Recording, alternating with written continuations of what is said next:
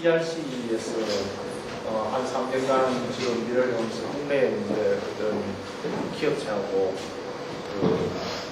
같이 일을 해가지고 한 3년간 되었는데 이게 이제 그 분야 강의고 분야는 종류가 굉장히 많습니다. 그 많은데 지금 시간이 한 20분밖에 안 되기 때문에 그 웹베이스 인버전 메소드로 그 페닐알라닌을 분야 강의한 부분을 그 선택적 협착 정도에 대해서 먼저 말씀드립니다. 이제 그 분야 강의고 분야가 뭐냐 하면 개념을 설명드리면 이제 그 분야 합성을 할 때 가령 예를 들어서 우리가 그 미생물을 같이 넣어서 분자 합성을 해버리고 나서 단면을 자르면 이렇게 됩니다. 그래서 이제 미생물을 떼내면 이런 흔적이 남게 되는데 이 흔적이 목적 물질이 우리가 이 미생물이었다 그러면 이 미생물이 이 미생물하고 모양이 똑같은 궤적이 남게 되고 이 궤적 안에 이제 그 펑셔널 리건드가 존재하게 되면 다음에 이러한 혼합물이 있는 데서 이 그 분자 강의고 분자를 넣으면 이 모양이 일치하고 그 다음에 리건드가 그 펑셔널 리건드가 있기 때문에 이걸 선택적으로 붙여가야 됩니다. 그러니까 아까 김민 교수님이나 이런 그 아까 김민호 교수님이 말씀드린 것처럼 고정상에 우리가 이제 그 고정상에 리건드를 해놔놓으면 아까 D형을 이제 그 고정시켜 놓으면 L형이 거울상에서 실제가 L형이 있게 되죠. 근데 이 경우에는 이제 D형으로 가지고 우리가 그 각인을 시켜 놓으면 요 자리에 L형이 가는 게 아니고 D형이 똑같은 그 물질만 목적 물질만 들어가야 됩니다. 그래서 이제 이게 이제 키랄 컴파운드라든지 이런 걸 이제 분야가 되는 거죠. 근데 이제 우리가 목적 물질을 우리가 템플릿이라고 그러고 그 다음에 펑셔널 노는 걸 기능성 다분자에 있으면 이러한 것이 여기 이제 붙어서 컴플렉스를 형성하게 되죠. 형성하고 나면 반드시 이제 펑셔널 모노의 중결합이 있는데 이 중결합을 크로스링크 가교제하고 이제 공중합시켜버리면 가장자리 이렇게 이제 그 공중합체가 생기고 그 다음 복판의 템플릿을 이제 익스트랙션에서 빼내버리면 이제 그 사이즈가 똑같은 형태를 기억하는 형태가 남아있고 그 안에 리건드가 존재하게 됩니다.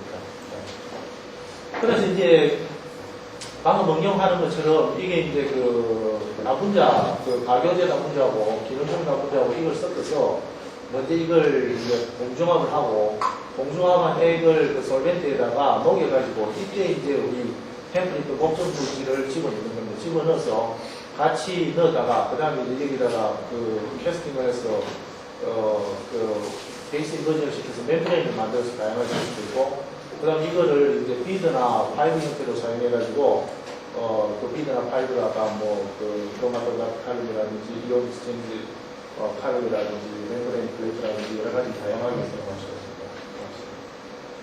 그래서 이제 여기에 보면 가교제로 쓰이는 게 아크릴로나이트릭이고 그 다음에 펑셔널 모노가 아크릴게이시인데 여기 이중결합이 있는 것이 이제 나중에 코폴리머를 형성하게 되고 그 다음에 여기 이제 그 펑셔널 모노가 템플릿하고 수소결합이나 아니면은 그 전하 인력에 의해서 그 결합할 수 있는 길을 가지는 칼복실기가 이거 존재하게 되고 그 다음에 아크릴로나이트릭에 있는 시행기는 이제 이게 나중에 포로진에 녹아 있다가 그 다음에 물속에 탁 떨어지게 되면 물하고 포로진하고 싹 교환이 되면서 물속에서 CN이 이제 다이폴 인터랙션을 해가지고 이게 이제 고형화가 되거든요. 그래서 이거를 이제 액상에서 보상으로 우리가 웹베이스 인터랙션을 합니다. 그 저희들이 여기서 이제 목적 물질로 쓰는 거는 디페닐알라닌하고 이 모든 회사에 디페닐알라닌이 이게 한 5%가 섞여 있는데 이거를 가격이 높은 거를 이걸 이제 좀 순수하게 분리해야 되겠다. 이런 한 3년간 지금 현실인데 이 디페닐알라닌하고 엘페닐알라닌이 이와 같이 이제 키랄 컴파운드가 이제 형성됐습니다. 그럼 저희들이 이제 만들 때 이 보면 솔벤트를 DMSO를 쓰는데 DMSO가 이게 한 100g 정도 내외를 쓰는데 요거를 활용하시고 그 다음 인사이트 임플란팅은 이거는 뭐냐면은 아까 가교제하고 기능성 다분자하고 템플릿을 같이 집어넣어서 한 목에 같이 공정을 해버린 거고 그 다음에 포스트 임플란팅은 이제 그 기능성 다분자하고 그 다음 펑셔널 모노를 가지고 공중합체를 만들고 공중합체를 갖다가 다시 DMS에서 녹여서 거기에 템플릿을 넣어서 거기에 이제 컴플렉스를 형성해서 그 혼자 각인을 시키는 방법입니다. 이게 포스트 임플란팅 것이고 이게 인사이트 임플란팅 것입니다. 그래서 이걸 아까 방금 말씀드린 그 100g을 써가지고 하면 여기에 지금 마크로보이드가 하나도 형성 안 되는 이제 분자가 있고 분자가 이제 만들어지게 됩니다. 그래서 이제 저희들이 맨 처음에 요게 아크릴로나이트릴이 이제 공조합되면은 요 위에 이제 까만 그 FTIR 스펙트럼인데 여기 보면은 이제 보시게 되면 요게 이제 CN 그룹에 있는 거고 그럼 여기가 이제 그 카르복실기를 나타내는 건데 이제 그 폴리아크릴로나이트릴하고 그 아크릴게이시드가 이제 공중합을 하게 되면 이제 그 카르복실기가 그냥 공중합하면 하나로 남아 있는 게 아니고 반드시 두 개 다이머라이즈를 하게 됩니다. 다이머라이즈를 하기 때문에 요 피크를 보면 여기에 이제 파란 선이 보면은 여기 다이머라이즈드 COH에 요 피크가 나오거든요. 그래서 다이머라이즈드 COH가 있으면 요게 공중합돼가지고 아크릴게이시드가 아크릴나이트릴 공중합된 들어가는구나 하는 걸 아시고 그 다음에 이제 L-페닐알라닌으로 각인을 시키게 되면 L-페닐알라닌의 카르복실기하고 그 다음에 이제 아크릴게이시드의 카르복실기가 다이머라이즈 됐다가 그 다음에 아세틱에시드 씻어내버리면 이게 L-페닐알라닌이 싹 떨어지 놓으면서 그 안에 공동이 생기기 때문에 거기에서 이제 그 COH 반분자 이게 그 프리카르복실기가 나오게 됩니다. 그 피크가 요것이 되겠습니다. 요게 이제 있으면 그러니까 다 중합을 해놓고 FTIR을 찍어봤어요. 이제 요게 놓으면 그게 들어가구나. 이제 아크릴게이시드가 들어갔구나. 요게 놓으면 이제 분자 각인이 됐구나 하는 간접적으로 알 수가 있습니다. 그래서 저희들이 이제 해봤더니 아까 그 L-페닐알라닌을 가지고 포스트 임플란팅하는 경우는 실렉티비티가 별로 안 나오고 그 다음에 인사이트 임플란팅을 했을 때는 이게 이제 1.8 정도로 실렉티비티가 나오게 됐습니다. 그 다음에 이제 그 디페닐알라닌으로 하면 요렇게 보는 것처럼 이게 이제 인사이트로 하면 이게 0.4가 나오고요. 이게 이제 C2로 하면 이게 포스트 임플란팅으로 하면은 이게 실렉티비티가 약 한 4.8 정도 나옵니다. 근데 이게 지금 물만으로 세척을 하게 되면 이 안에 들어있는 그 템플릿가 빠져나오거나 실렉티비티를 전혀 안 가지게 됩니다. 안 가지게 되는데 이게 아세틱 애시드로 반드시 아세틱 애시드로 붙어있는 다이머라이즈 된 걸 반드시 씻어내고 나야 이게 이제 실렉티비티가 형성이 나타나게 되는데 요게 이제 그 인사이트의 0.4 이거는 거꾸로 됐다는 말이죠. 이게 D페닐알라닌을 임플란팅 했는데 L-페닐알라닌이 정말 붙었다는 이야기입니다. 이거는 이제 좀 되었습니다. 근데 이제 아까 보신 것처럼 아까 보신 것처럼 우리가 막 안에 마크로보이드가 좀 많이 있어야 막이 좋을 텐데 그 물질 전달 속도라든지 이런 면에서 좋을 텐데 이게 너무 이제 그 마크로포화가 전혀 없으니까 이걸 만들기 위해서 어떻게 하면 좋겠느냐. 그래서 다음 슬라이드. 그래서 이렇게 만들어야 되겠다 이거죠. 그래서 이게 이거를 만들려고 그러면은 포로진을 DMSO를 갖다 좀 과량으로 집어넣으면 나중에 DMSO가 물하고 교환될 때 싹 빠져나오는 이제 공간이 남으면 그 공간 속에 물이 교환되면서 안에 이 채널이 형성돼서 포화가 생기면서 300g 이 과량을 이제 포로진을 저희들이 써봤습니다. 포로진을 썼더니 안에 마크로보이드가 형성되죠. 그럼 이게 마크로보이드가 생성되었으면 이제 플란팅이 되느냐 안 되느냐 이제 확인을 해야 되는데 해봤더니 이게 이제 아까 디페닐알라닌을 써가지고 저희들 인사이트로 했는데 이겁니다. 이게 보시면은 아까 탐블렛이 잘 형성되고 그래서 여기 이제 아크릴게이시드가 포폴리가 돼가지고 이게 다이머라이즈드 COH도 나오고 그 다음에 여기는 임플란팅 됐다는 BCOH도 나오고 그 다음에 여기는 이제 나중에 한번 더 설명드릴 텐데 요거는 디페닐알라닌하고 그 다음에 아크릴게이시드가 컴플렉스를 형성했다가 그 다음 공중합체를 하면 이게 상당한 부분이 이제 커플링 리액션이 일어나가지고 디페닐알라닌의 아미노 그룹하고 그 다음에 아크릴게이시드의 카르복실 그룹하고 사이에 커플링 리액션이 일어나서 아마이드 그룹이 형성됩니다. 그래서 아마이드 그룹이 형성되는 게 항상 요게 나타나죠. 이게 나중에 설명드리지만 요게 아까 D로 인사이트 할 때 요게 실렉티비티가 반대로 나오는 그런 영향을 주게 됩니다. 그래서 이제 300g을 준 경우에 다시 보면 아크릴게이시드가 들어간 것도 여기에 공중합체가 만들어졌다고 볼 수가 없죠. 여기 아크릴게이시드가 거의 안 들어갔고 그 다음에 여기에 이제 분자 가격도 거의 안 됐다는 걸 갖다가 비교하고 있습니다. 그래서 이걸 한번 셈을 한 10,000배 정도로 해서 이거 찍어봤을 때 여기 아까 디페닐알라닌으로 인사이트로 한 경우 이게 고분자 알갱이고 이게 이제 포스트 임플란팅을 해주고, 요게 이제 지금 300g 쓰는 경우인데, 이게 지금 그 아크릴게 보시다시피 아마 아크릴게이시드가 하나도 안 들어가는 것 같이 되어 있었는데, 이게 아마 폴리 아크론 알크릴이 아니라 이렇게 그 다음에 이제 그러면 이제 그 마크로보이드로 하면서 그 안에 그 임플란팅이 전혀 안 되느냐. 그래서 저희들이 이제 한번 깨를 쓰는 게 이제 인사이트로 정상적으로 이제 보분자를 합성을 해서 임플란트를 시키고 그것을 다시 과량의 DMSO를 가지고 그 인사이트 임플란팅 해서 임플란팅을 시킨 다음에 다시 녹여서 이거를 갖다가 보이드, 마크로보이드를 넣을 수 있지 않겠느냐 해서 그랬습니다. 그래 했더니 역시 이제 보신 것처럼 이게 디펜라라는 처음에 인사이트로 했는데 이게 시렉티비티도 상당히 잘 나타났죠. 잘 나타나가지고 이 정도 보였습니다.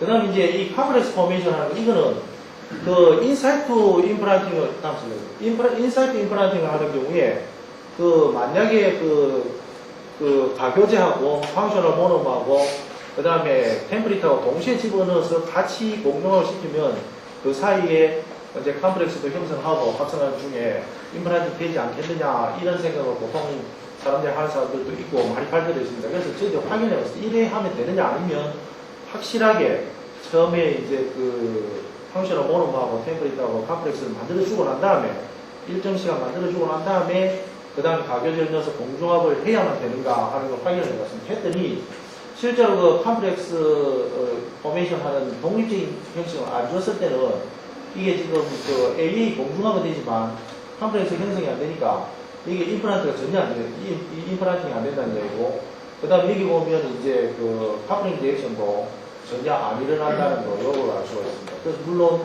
이 경우에 저희들이 해보면 시렉티비티도 거의 이 정도로 분리도 거의 안 되는 경우가 있습니다. 그 다음에 이제 그 카플링 리액션 하면 아까 그 디펜라나닌 저희들이 이제 그 해보니까 아까 그 FDIR에서 본 것처럼 디펜라나닌 인사이트로 했을 경우에는 이제 그 카플링 리액션이 일어나면서 카플링 리액션이 일어난다는 얘기는 디페닐라나닌이든 아로마틱 링이 그 가교제하고 펑셔널 모노머가 공중합체를 이루는 가지에 디페닐라나닌으로부터 나온 아로마틱 링이 붙어 있다는 얘기가 됩니다. 그래서 아까 다음 슬라이드.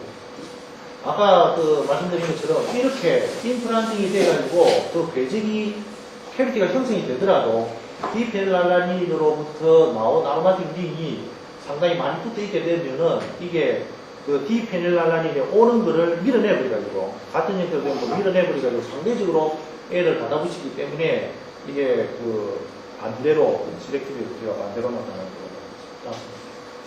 그래서 이제 여기에 이제 보실 것 같으면은 이 카플링 리액션 아까 포스트 임플란팅 한 경우에는 안 나타났다고 했는데 포스트 임플란팅 하는 경우에도 저희들이 다시 50도씨 이상으로 장시간 동안 해서 카플링 리액션 유도해버리면 이와 같이 시렉티비티가 반대로 나타나는 걸 확실하게 알 수 있어가지고 아 이게 디페닐라닌에서 아로마틱이 나오면 이렇게 시렉티비티가 뒤집어진다는 걸 알 수가 있습니다.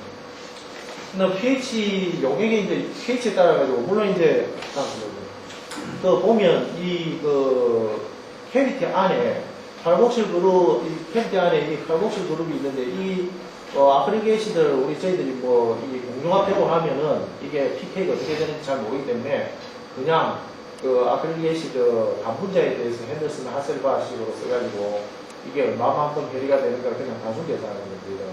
이거는 이제 페닐랄라닌에 대해서 pK를 써가지고 발복실 그룹이 어떻게 해리를 하느냐가 pH 2, 4, 6에 따라서 이렇게 상당히 많이 다르게 나오거든요.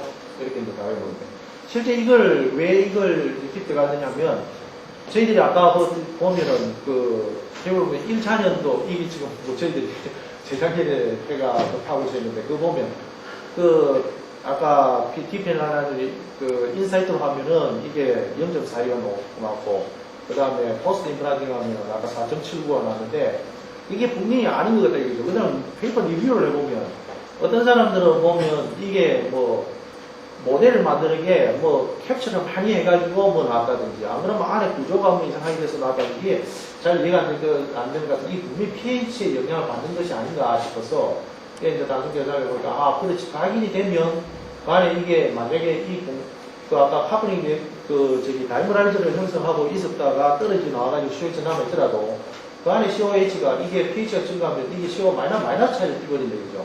마이너스 차이를 떼버리면은 이게 마이너스 마이너스 여기에 마이너스하고 여기에 마이너스가 이렇게 떼버리게 되면 이게 차지가 마이너스 마이너스를 밀어내야 되죠. 그래서 이래서 차지가 이 pH에 따라 가지고 보통 그 MIP 멤브레인이라든지 이런 걸 써서 그 분리하는데 다르게 나온 게 아닌가 싶어서 확인을 해봤습니다. 해봤더니 이제 DP 멤브레인 역시 pH 2대는 이게 무지하게 잘 붙는데 D가 이게 그 셀렉티비티 B가 약 한 11배 정도 이게 D가 붙고 그 다음 pH 6이 되면은 이게 L이 반대로 L이 붙게 되는데 L이 붙게 되는데 이 양은 이제 합해보면은 이 붙은 양이 이보다 작지만은 이 반대로 L이 굉장히 많이 붙는다는 걸 알 수 있고 pH 8이 되면은 이게 반대지만 양도 좀 작고 반대지만 이게 조금 요거보다는 요게 크게 좀 더 많이 나오는 것 같습니다. 그래서 저희들이 나름대로 한번 체크를 이렇게 한번 가정을 해봤습니다. 이렇게 맨 처음에 이 컴플렉스를 형성해가지고 만들 때 이런 식으로 형성이 될 수도 있고 이런 식으로 형성이 될 수도 있고 이런 한 세 가지 타입이 있지 않겠느냐. 그런데 pH가 낮게 되면은 디페놀라니로 된 경우에 요렇게 이런 식으로 이게 요렇게 잘 자기 자리에 잘 찾아 들어가기 때문에 이게 디페놀라니라고 남아가지고 그 다음 pH가 높아지면은 아까 말씀드린 것처럼 이게 CO-CO- 또 밀어내버리니까 이게 원래 그 템플릿 모니터이 밀려나가고 여기서도 밀려나가고 이나이시오머가 반대로 거울상 이성물체가 거울상 이성물체 이게 이런 자리에 못 들어가니까 빼다간 형태로 다른 형태로 이렇게 이 NH3 플러스하고 CO-하고 이렇게 잘 인터랙션을 해서 이게 들어가는 확률이 훨씬 높아야지 가능해지니까 L이 상대적으로 붙고 L이 상대적으로 붙었지만은 양은 L이 붙은 양은 상당히 이제 작아졌다 이렇게 되거든요. 그다음 pH 8인 경우에 약간 높아진 거는 이제 pH 8인 경우에 이런 경우가 되는 경우에는 여기에 CO- 되더라도 여기에 CO- 되더라도 이 차지 변화가 되더라도 이게 이런 게 작동을 많이 하게 돼도 아무 이상이 없으니까 이런 게 작동해서 그런 이상합니다. 그래서 이제 그 결론적으로 이제 말씀드리면 그 MIP 멤브레인을 할 때 맨 처음에 인사이트 임플란팅을 하는 경우는 반드시 공중압을 하기 전에 템플릿 몰리큘하고 펀셔널 모노머가 이 컴플렉스를 형성하는 그런 동물적인 스텝을 쥐어야 된다는 거고, 그 다음에 이제 그 안에 포스트 임플란팅을 하는 경우에는 이제 그 pH에 따라 가지고 셀렉티비티가 어떻게 셀렉티비티가 엄청나게 달라질 수 있다는 극과극으로 갈 수 있다는 걸 갖다가 저희들이 이제 인식을 해야 될 것 같고, 그 다음에 이제 그 안에 마크로보이드를 이제 형성시키기 위해서는 맨 처음 인사이트 임플란팅을 한 다음에 이제 포스트 임플란팅 할 때 뒤에 대해서 발형을 쓰면 이제 각인자기로 남아서 스택터도 유지하고 안에 마크로보이드도 형성할 수 있다. 뭐 이런 결론을 보시면 됩니다.